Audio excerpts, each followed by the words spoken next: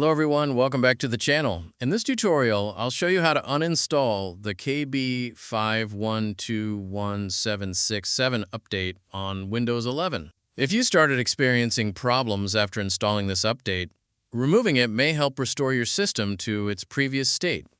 Let's get started. First, open the Start menu. Click Settings.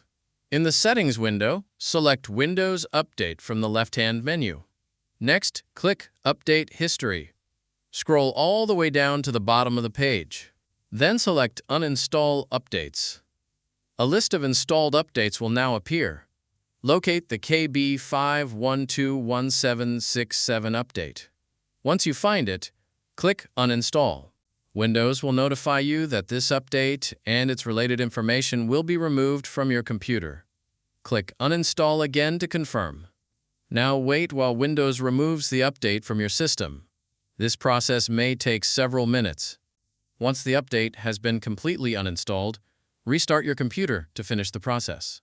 After your PC restarts, the KB5121767 update should no longer be installed. And that's all there is to it. If this tutorial helped you, don't forget to like the video and subscribe to the channel for more Windows 11 tutorials, update fixes, and PC troubleshooting guides. Thanks for watching, and I'll see you in the next one.